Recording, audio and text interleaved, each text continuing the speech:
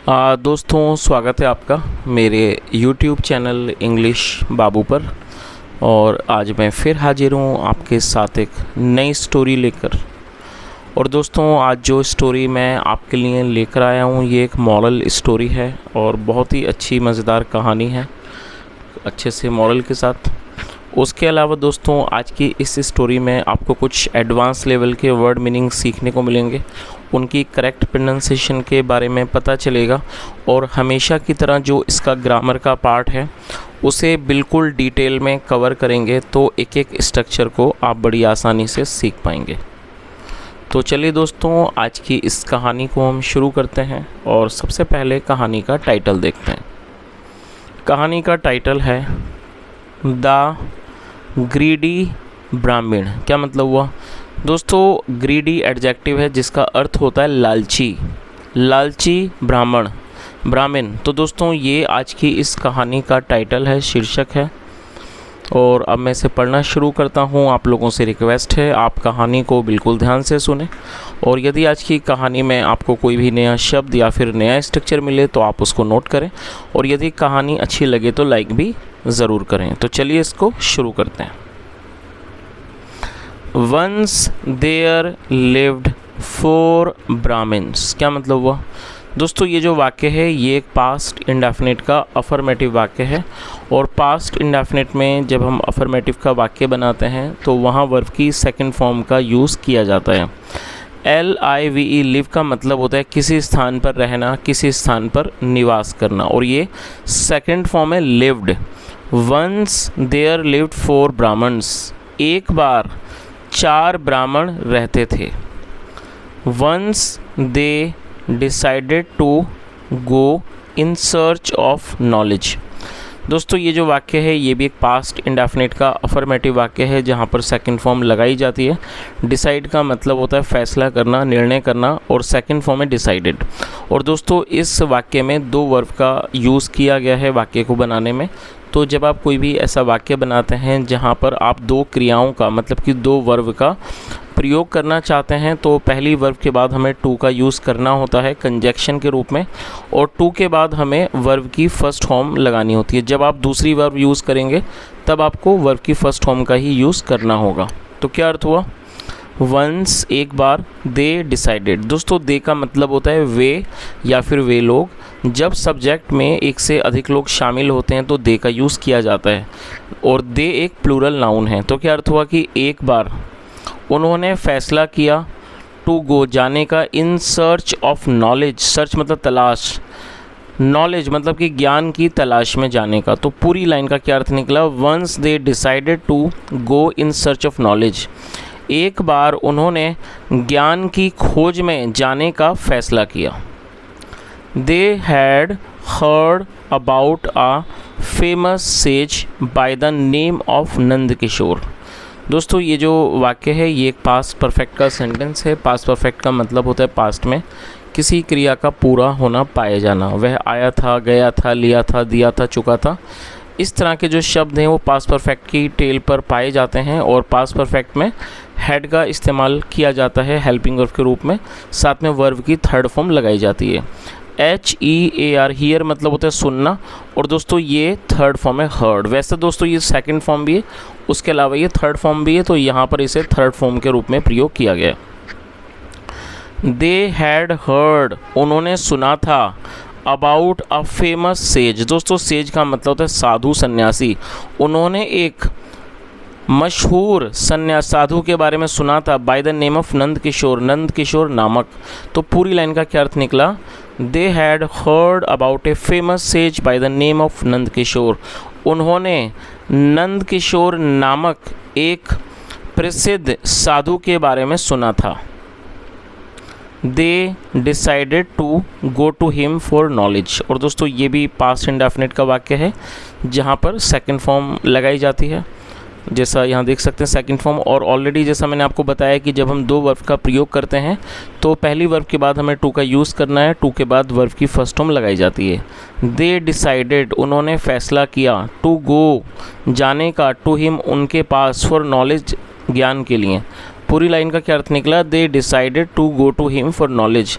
उन्होंने नॉलेज के लिए मतलब कि ज्ञान के लिए उनके पास जाने का फैसला किया। चलिए आगे देखिए।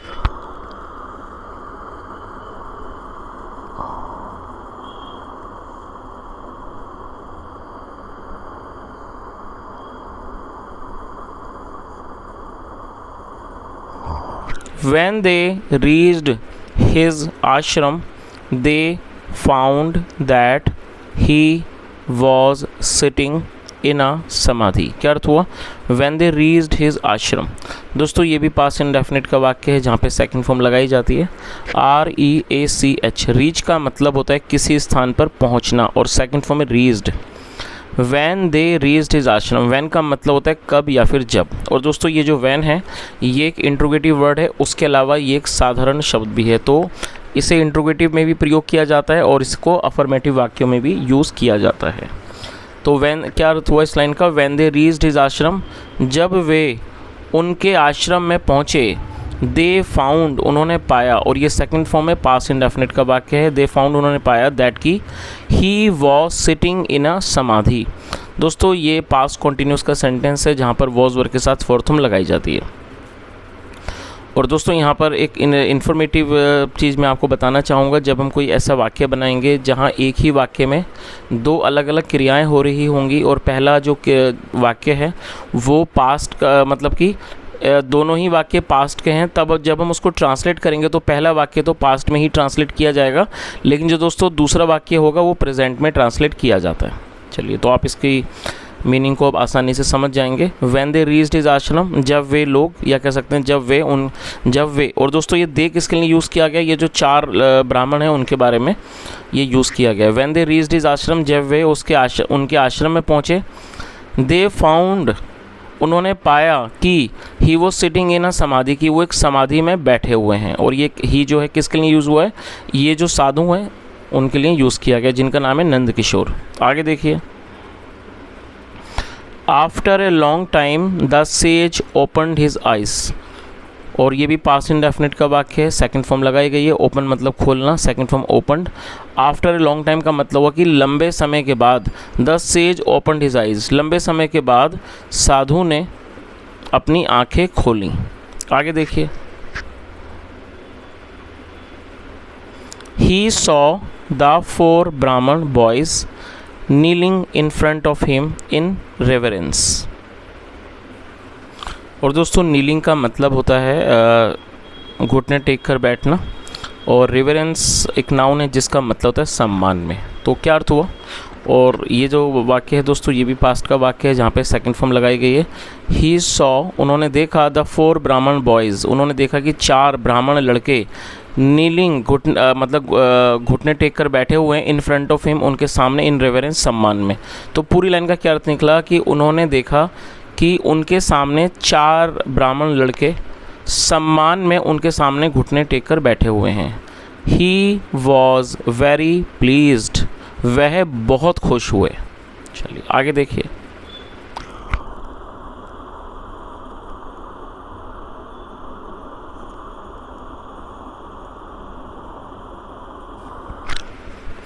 My children Y have you come hair, he asked. दोस्तों ये प्रेजेंट परफेक्ट का वाक्य है। प्रेजेंट परफेक्ट मतलब वर्तमान में किसी क्रिया का पूरा होना, पाए जाना। आया है, गया है, चुका है, इस तरह के जो शब्द हैं वो प्रेजेंट परफेक्ट की वाक्यों की टेल पर पाए जाते हैं। और प्रेजेंट परफेक्ट में हैज़ या फिर हैव का यूज़ किया जाता है हेल्पिंग वर्ब के रूप में। उसके अलावा वर्ब की थर्ड फॉर्म लगाई जाती है। उसके अलावा दोस्तों आप ये भी नोट कर लें कि जब सब्जेक्ट होगा आई, वी, यू, दे या फिर प्लूरल, तब हमें हैव का यूज़ करना होगा। और यदि सब्जेक्ट होगा ही, शी, इट या सिंगुलर नाउन, तब हमें हैज़ का यूज़ करना होता है। और दोस्तों यहाँ यू सब्जेक्ट है इसलिए हैव का यूज़ किया गया है। और ये इंट्रोगेटिव सेंटेंस है। इंट्रोगेटिव में पहले हेल्पिंग वर्ब को मेंशन किया जाता है, फिर सब्जेक्ट, फिर वर्ब की थर्ड फॉर्म लगाई जाती है। और उसके अलावा दोस्तों यहाँ पर एक इंट्रोगेटिव वर्ड का भी यूज़ किया गया है, मतलब जिसे WH फैमिली वर्ड भी बोलते हैं। और जब हम WH फैमिली वर्ड को या फिर कह सकते हैं इंट्रोगेटिव वर्ड का भी यूज़ करना चाहते हैं वाक्य में, तब उसे हमें हेल्पिंग वर्ब से पहले मेंशन करना होता है। उसके बाद हेल्पिंग वर्ब, फिर सब्जेक्ट, फिर वर्ब की थर्ड फॉर्म। तो क्या अर्थ हुआ इस लाइन का?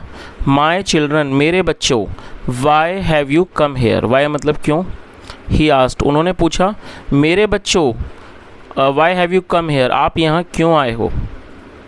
We have come here in search of knowledge. और दोस्तों ये जो वाक्य है ये प्रेजेंट परफेक्ट का अफर्मेटिव सेंटेंस है। ऑलरेडी मैंने आपको बताया कि जब हमारा सब्जेक्ट होगा आई, वी, यू, दे या प्लूरल, तब हमें हैव का यूज़ करना होता है। तो वी के साथ यहाँ पर हैव का यूज़ किया गया है। कम मतलब आना होता है, और थर्ड फॉर्म भी उसकी कम है दोस्तों, कम, केम, कम। और ये अफर्मेटिव है, तो अफर्मेटिव में पहले सब्जेक्ट फिर वर्ब फिर थर्ड फॉर्म लगाई जाती है। तो क्या अर्थ हुआ? We have come here in search of knowledge. हम यहाँ ज्ञान की तलाश में आए हैं। We want to become prosperous with its help. दोस्तों ये जो वाक्य है ये प्रेजेंट इंडेफिनिट का वाक्य है और प्रेजेंट इंडेफिनिट का अफर्मेटिव सेंटेंस है। और जब प्रेजेंट इंडेफिनिट में अफर्मेटिव का हम वाक्य बनाएंगे और वहाँ पर सब्जेक्ट होता है आई, वी, यू, दे या फिर प्लूरल, तब हमें फर्स्ट फॉर्म का यूज़ करना होगा। और यदि सब्जेक्ट होता है ही, शी, इट या सिंगुलर नाउन, तब हमें फिफ्थ फॉर्म का यूज़ करना होता है। तो फिलहाल वी सब्जेक्ट है जिसके साथ फर्स्ट फॉर्म लगाई गई है।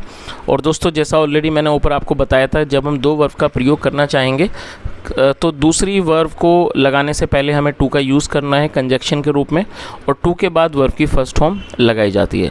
प्रोस्पेरस का मतलब होता है समृद्ध, आसान भाषा में इसको कहें तो अमीर। तो क्या अर्थ हुआ? We want to become prosperous with its help. हम इसकी मदद से अमीर बनना चाहते हैं। रिप्लाइड द बॉयज़, लड़कों ने जवाब दिया। चलिए आगे देखिए। The sage thought for a moment and smiled. Think मतलब सोचना, सेकंड फॉर्म में थॉट, THOUGHT। और दोस्तों ये भी पास्ट इंडेफिनिट का वाक्य है। The sage thought for a moment, साधु ने एक क्षण के लिए सोचा, एंड स्माइल्ड और मुस्कुराए। They have not yet learned the true meaning of prosperity, thought the sage. क्या अर्थ हुआ? और दोस्तों ये भी सेकंड फॉर्म में थिंक मतलब सोचना, सेकंड में thought. They have not yet learned the true meaning of prosperity. Yet का मतलब होता है अब तक, और दोस्तों लर्न का मतलब होता है सीखना। और ये थर्ड फॉर्म है लर्नड। आप ऑलरेडी जानते हैं जब हैव या हैज़ लगाया जाएगा तो थर्ड फॉर्म लगाई जाती है। प्रेजेंट परफेक्ट का वाक्य है। They have not yet learned the true meaning of prosperity का मतलब हुआ थॉट द सेज, जो साधु थे उन्होंने सोचा कि इन्होंने अब तक प्रोस्पेरिटी मतलब समृद्धि का जो असली मतलब है, जो उसकी ट्रू मीनिंग है, मतलब जो उसका वास्तविक या कह सकते हैं सच्चा जो उसका अर्थ है, वो इन्होंने अब तक नहीं समझा है। तो दोस्तों इस चीज़ का मतलब आपको समझ आ ही गया होगा। इसको थोड़ा मैं एक्सप्लेन कर देता हूँ कि जब ये चारों जो बालक थे, जब वो साधु जी के पास आए और उन्होंने कहा कि हम यहाँ पर ज्ञान की तलाश में आए हैं और हम इस ज्ञान की मदद से, हम इसकी मदद से समृद्ध होना चाहते हैं, पैसे मतलब कि अमीर होना चाहते हैं। तो जो लड़कों ने जवाब दिया उनको, जब साधु जी ने पूछा कि आप क्यों आए हो, तो जो साधु थे उन्होंने एक पल के लिए सोचा, एक क्षण, और फिर उन्होंने वो मुस्कुराए और उन्होंने सोचा कि इन्होंने अब तक जो प्रोस्पेरिटी का मतलब कि समृद्धता का या समृद्धि का जो एकदम अर्थ है, सही अर्थ है, वो इन्होंने अब तक नहीं सीखा है। आई will give you a boon that would make you rich. दोस्तों इसे आप नोट कर लीजिए। BOON बून का मतलब होता है वरदान, और ये एक नाउन है। और ये जो वाक्य है ये फ्यूचर इंडेफिनिट का अफर्मेटिव सेंटेंस है। फ्यूचर इंडेफिनिट मतलब ऐसे वाक्य जहाँ पर वाक्यों की टेल पर गागेगी जैसे शब्द आते हैं, ऐसे वाक्यों में विल का इस्तेमाल हेल्पिंग वर्ब के रूप में किया जाता है। साथ में वर्ब की फर्स्ट फॉर्म लगाई जाती है। तो जो साधु थे उन्होंने क्या कहा? I will give you a boon, मैं तुम्हें एक वरदान दूंगा। That would make you rich, जो तुम्हें अमीर बनाएगी। But before that I will teach you the use of wealth. क्या अर्थ हुआ? बट बिफोर मतलब पहले, बट बिफोर दैट का मतलब हुआ लेकिन उससे पहले। आई विल टीच यू, मैं तुम्हें सिखाऊंगा, द यूज़ ऑफ वेल्थ मतलब जो वेल्थ का, दौलत का जो इस्तेमाल है वो मैं आपको सिखाऊंगा। तो उन्होंने क्या कहा कि आई will give you a boon that would make you rich, मतलब मैं तुम्हें एक वरदान दूंगा जो तुम्हें अमीर बनाएगा। बट बिफोर दैट, लेकिन उससे पहले, आई will teach you the use of wealth, लेकिन उससे पहले मैं तुम्हें संपत्ति का, वेल्थ मतलब संपत्ति, धन दौलत, उसे वेल्थ कहा जाता है, लेकिन उससे पहले मैं तुम्हें संपत्ति का इस्तेमाल करना संपत्ति का इस्तेमाल सिखाऊंगा। इफ़ यू अग्री का मतलब सहमत होना। इफ़ यू अग्री, यदि आप सहमत हो। You can become my disciples, disciple का मतलब होता है शिष्य। अगर आप सहमत हो, you can become my disciples, तुम मेरे शिष्य बन सकते हो। चलिए आगे देखिए।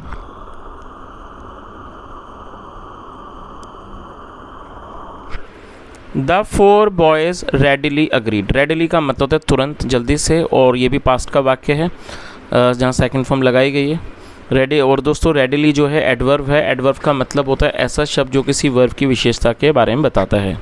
The four boys readily agreed का मतलब है कि चारों लड़के तुरंत जल्दी से तैयार हो गए या सहमत हो गए। They started staying with the sage. Stay का मतलब रुकना, कहीं ठहरना। They started staying with the sage का मतलब हुआ कि वे साधु के साथ रहने लगे। Soon he taught them many things. और दोस्तों टीच का मतलब होता है सिखाना, पढ़ाना, और सेकंड फॉर्म है टॉट, TAUGHT। आप इसे नोट कर लीजिए। और इसका अर्थ होता है पढ़ाना या फिर कुछ सिखाना। Soon he taught them many things. जल्दी ही उन्होंने उन लोगों को या उनको कई चीज़ें सिखा दी। When they had learned enough, he called them and said। Enough का मतलब होता है काफ़ी, तो क्या अर्थ हुआ? When they had learned enough का मतलब हुआ कि जब वे काफ़ी सारी चीज़ें सीख गए, he called them, उन्होंने उनको बुलाया, and said, और कहा, I think, मुझे लगता है, you can now use wealth wisely। दोस्तों wisely एडवर्ब है जिसका मतलब होता है समझदारी से। और आप देखेंगे ज़्यादातर जो एडवर्ब हैं वो एडजेक्टिव के साथ ly को जोड़कर बनाया जाता है। WISE वाइज का मतलब होता है समझदार, और वाइजली जो है वाइज जो है वो एडजेक्टिव है, और वाइज जब इसमें ly जोड़ देंगे तो वो एडवर्ब बन जाएगा। वाइजली मतलब समझदारी से। तो उन्होंने क्या कहा? आई थिंक, मुझे लगता है, you can now use wealth wisely. अब तुम संपत्ति का या कह सकते हैं दौलत का समझदारी से इस्तेमाल कर सकते हो। I have some flowers here. दोस्तों ये जो वाक्य है ये एक प्रेजेंट का पजेसिव सेंटेंस है। पजेसिव का अर्थ होता है जब हम वर्तमान में कोई भी ऐसा वाक्य बनाते हैं जहां दिखाते हैं कि वर्तमान में किसी व्यक्ति के पास कोई भी वस्तु है, कोई चीज़ है, तो ऐसे वाक्यों को पजेसिव सेंटेंस कहा जाता है। और जब हम वर्तमान में मतलब प्रेजेंट में पजेसिव के सेंटेंस बनाएंगे तो आई, वी, यू, दे के साथ हैव का यूज़ किया जाता है साथ में, और ही, शी, इट के साथ हैज़ का यूज़ किया जाएगा, और जो भी नाउन होता है उसको मेंशन करना होता है। तो इस तरह से प्रेजेंट में पजेसिव के वाक्य बनाए जाते हैं। तो क्या अर्थ हुआ? I have some flowers here. मेरे पास यहाँ कुछ फूल हैं।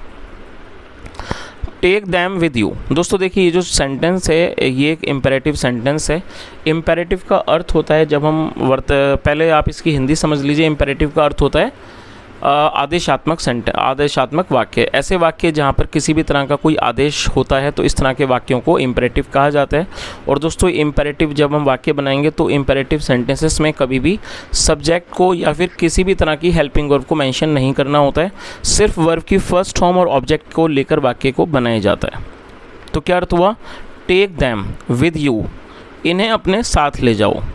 Keep them in a bag. इन्हें एक बैग में रख लो। इन्हें मतलब एक थैले में रख लो। और दोस्तों ये भी देखिए इम्पेरेटिव है क्योंकि यहाँ पर कोई सब्जेक्ट नहीं है, कोई हेल्पिंग वर्ब नहीं है, डायरेक्ट वर्ब की फर्स्ट फॉर्म लगाई गई है। Keep them in a bag, इनको एक झोले में रख लो या थैले, बैग मतलब झोला या थैला, इसे एक झोले में रख लो। Go in the north direction. Go in the north direction क्या अर्थ हुआ कि उत्तर दिशा में जाओ। And wherever they fall. और दोस्तों FALL फॉल का मतलब होता है गिरना, और वेरे मतलब जहाँ भी। एंड वेरेवर दे फॉल, और जहाँ भी ये गिरें, द फॉल डाउन, जहाँ भी ये गिरें। डिग देयर, वहाँ खोदना।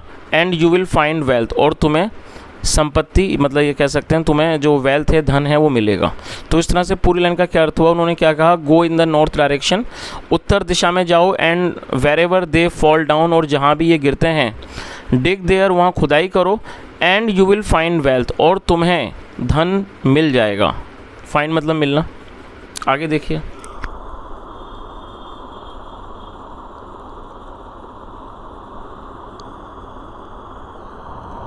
The boys were very happy. जो लड़के थे बहुत खुश थे। They thanked the sage and left. और दोस्तों ये दोनों ही सेकंड फॉर्म है, पास्ट का ही वाक्य है। लीव का मतलब होता है छोड़ना, निकलना, किसी जगह से रवाना हो जाना, और सेकंड फॉर्म है left, LEFT। They thanked the says, उन्होंने साधु को धन्यवाद किया। एंड लेफ्ट, और चले गए। After walking for some time, कुछ समय। After walking for some time का मतलब होगा कि कुछ समय तक चलने के बाद। One of them suddenly saw, उनमें वन ऑफ देम का मतलब हुआ कि उनमें से एक, सडनली सॉ, सी मतलब देखना, सेकेंड फॉर्म सॉ, उनमें से एक ने अचानक देखा, दैट कि his bag was empty, empty मतलब खाली, कि उसका जो बैग है, जो उसका झोला है वो खाली है। तो इस तरह से पूरी लाइन का क्या अर्थ हुआ कि after walking for some time, कुछ समय तक चलने के बाद, one of them suddenly saw, उनमें से एक ने अचानक देखा, that his bag was empty, कि उसका बैग खाली है। The flower had fallen off, और यहाँ हेड के साथ थर्ड फॉर्म है, नोट कर लीजिए थर्ड फॉर्म को, फॉल मतलब गिरना, थर्ड फॉर्म है fallen, FALLEN। The flower had fallen of का मतलब हुआ कि फूल गिर चुका था समवेयर, कहीं। The flower had fallen off somewhere, फूल कहीं गिर चुका था। They retraced their steps, retrace का मतलब होता है दोबारा किसी जगह पर किसी चीज़ को हासिल करने की कोशिश करना। दे रिट्रेस देयर स्टेप्स, और उन्होंने जो उनके जो स्टेप्स थे मतलब जो उनके कदम थे वो वापस वहाँ गए। एंड फाउंड द फ्लावर, और उनको फ्लावर मतलब कि फूल मिल गया। लाइंग पड़ा हुआ, on the side of the road मतलब रोड के एक तरफ फूल पड़ा हुआ उन्हें मिल गया। चलिए आगे देखिए। Excited they started digging there, excited का मतलब होता है उत्साहित हो जाना, उत्साहित होकर दे स्टार्टेड डिगिंग देयर, उन्होंने वहाँ खुदाई करना शुरू कर दिया। They found copper coins there, copper का मतलब तांबा, और ये भी पास्ट इंडेफिनिट का वाक्य जहाँ पे सेकंड फॉर्म लगाई गई है। फाइंड का मतलब मिलना, पाना, second form found. They found copper coins there, उन्हें वहाँ तांबे के सिक्के मिले।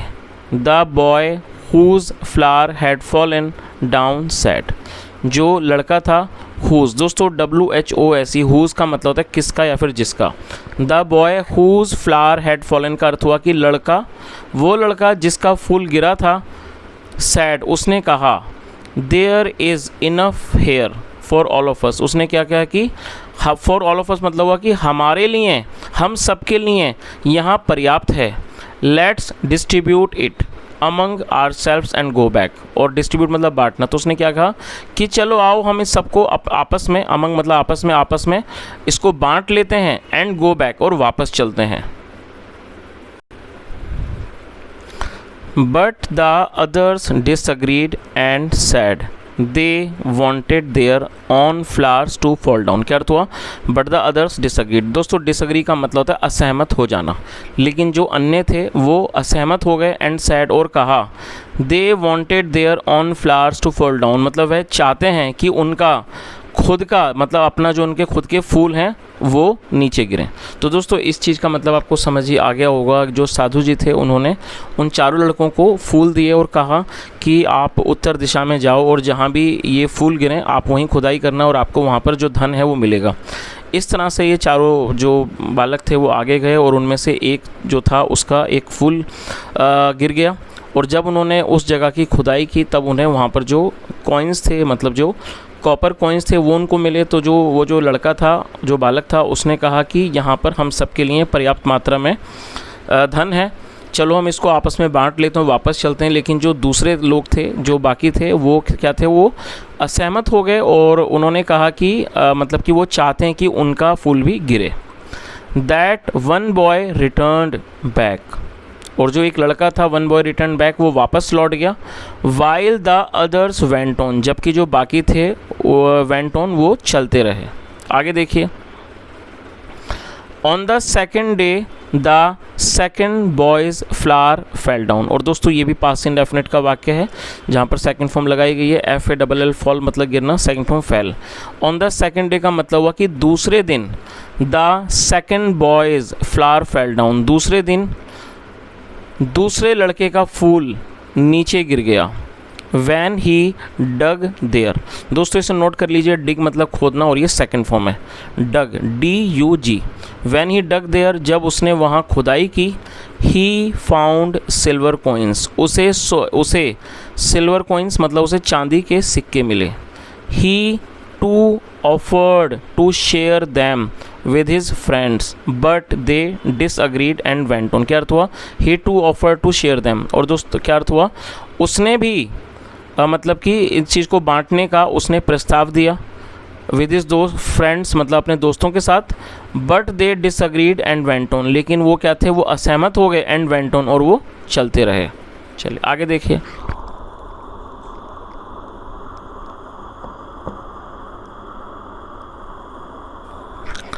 चलो दोस्तों, आज इस कहानी को हम यहीं तक रखते हैं और मैं कल कोशिश करूँगा जो इसका सेकंड पार्ट है उसे मैं कवर करूँ यहाँ से, और कल के पार्ट में इस स्टोरी को पूरा कर लिया जाएगा।